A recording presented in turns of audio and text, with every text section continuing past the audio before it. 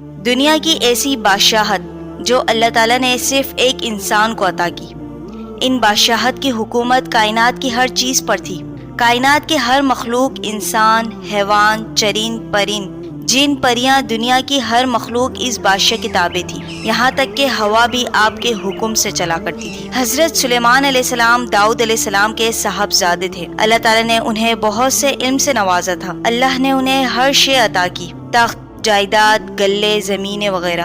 حضرت سلیمان علیہ السلام کی حکومت بیشتر ممالک میں تھی۔ اللہ تعالیٰ نے آپ کو چرند پرند، ہوا، جانور، جن سب کی بولی کا علم سکھایا۔ آپ سب کی بولی جانتے تھے۔ ایک دن سلیمان علیہ السلام نے لشکر کو جمع کیا، جس میں جنوں، انس، چرند پرند سب حاضر تھے، اور پرندے ہوا میں پرواز کر رہے تھے، لیکن ہدہد جو یہاں موجود نہ تھا۔ آپ نے فرمایا، میں ہدہد کو نہیں دیکھ رہا، کیا وہ واقعی غائب ہو گیا ہے؟ میں اسے سخت سزا دوں گا یا اسے ذبح کر دوں گا اگر اس نے اپنے بے قصور ہونے کی واضح دلیل نہ دی۔ تو کچھ دیر گزری تھی کہ اتنے میں ہدہد حاضر ہوا۔ سلیمان علیہ السلام نے پوچھا، تم کہاں تھے؟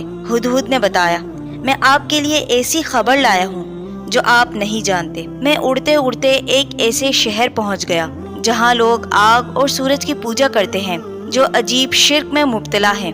ان کی ایک ملکہ ہے جس کا نام بلقیس ہے، اور وہ تخت پر بیٹھ کر حکومت کرتی ہے۔ اس کے تخت پر قیمتی جواہرات جڑے ہوئے ہیں۔ سلیمان علیہ السلام نے فرمایا، اگر تمہاری بات سچ ہے تو تم اسے میرا خط پہنچا دو تاکہ وہ شرک سے باز آ جائے۔ ہدہد نے ایسا ہی کیا، اور وہ خط لے جا کر ملکہ بلقیس کے گود میں گرا دیا۔ جب ملکہ نے خط کھولا، اس میں لکھا تھا، شروع اللہ کے نام سے جو بڑا مہربان، نہایت رحم کرنے والا ہے۔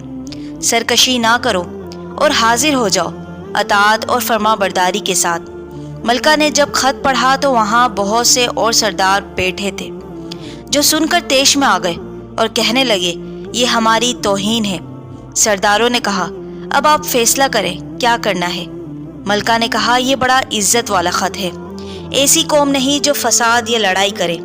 میں ان کے لیے کچھ ہدیہ تحائف بھیجتی ہوں اور دیکھتی ہوں میری قوم کے لوگ وہاں سے کیا پیغام لاتے ہیں۔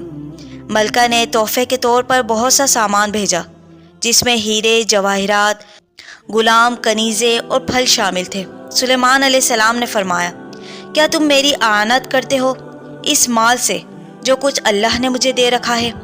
وہ ان سے کہیں بہتر ہے۔ یہ ہدیہ تم لے جاؤ۔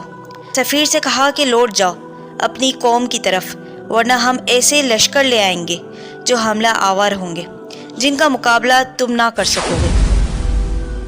سلیمان علیہ السلام نے اپنے درباریوں سے کہا، تم میں سے کون ہے جو ملکہ کا تخت میرے پاس لے آئے؟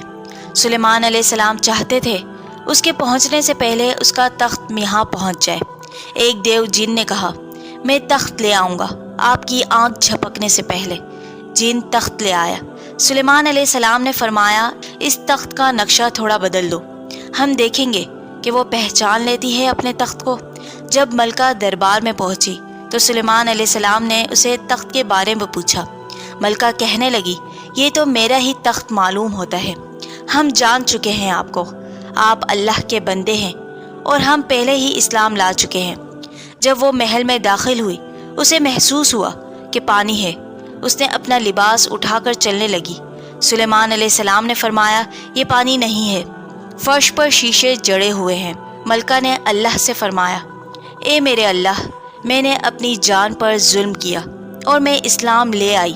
میں نے اپنا سر تسلیم خم کیا، اللہ کی اطاعت قبول کی جو تمام جہانوں کا مالک ہے۔